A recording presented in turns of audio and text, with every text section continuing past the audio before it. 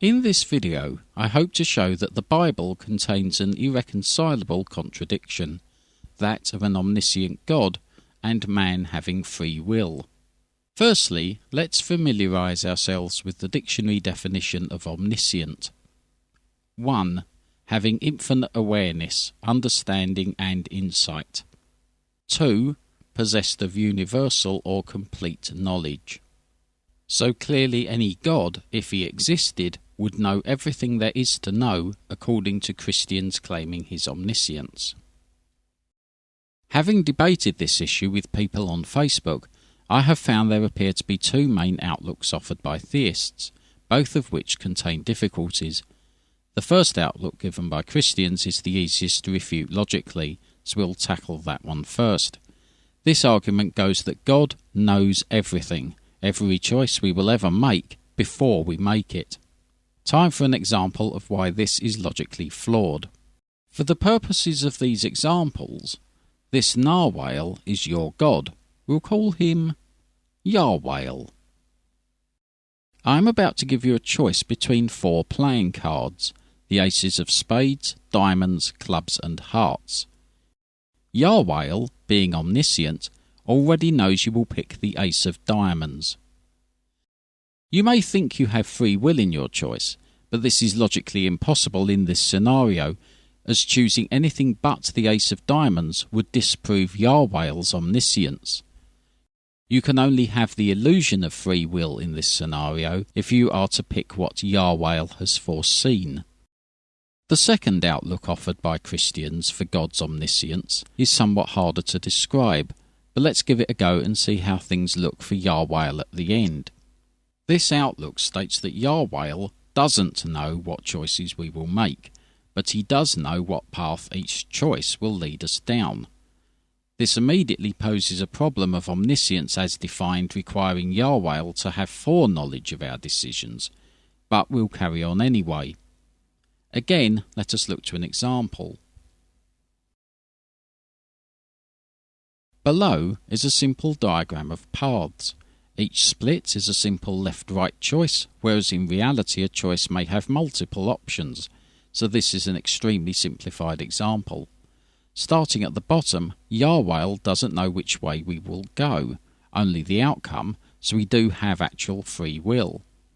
We'll go right. Yarwhale now knows we have another choice, but again not our decision. We'll go left this time. Again, Yarwhale knows the choice we will now face, and so on. We'll just complete the path and see how we go. Oh, we ended up going to whale hell. Figures, Yarwhale is a vengeful god who doesn't like being mocked, and our last choice was to put a silly hat on him. We will now be forced to listen to An Octopus's Garden by the Beatles for eternity. Now that is punishment. So what does Yarwhale actually know in this scenario? Ultimately, nothing. At the start, because we had actual free will, he didn't even know we would go right. He certainly didn't know our choice a mere 5 steps along, so how is this in any meaningful way omniscience? Remember, this is an extremely simplified explanation. In reality, we are faced with multiple choices almost constantly. Everything is a choice. Even sitting and relaxing results in a choice of silence, TV, radio, reading, listening to a CD or playing a computer game, etc. Then there's the TV channel, radio station, book or album we pick, whether we press A, B, X or Y on the controller, and in which game. If you were to add up every decision you make in a day, you would very quickly run out of fingers and have to take your socks off.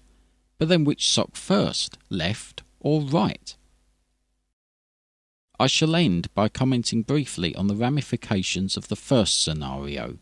If God knows all of our decisions before we make them, which remember negates our free will, then this also raises a very big problem for a God whom we are told is benevolent, forgiving and loving.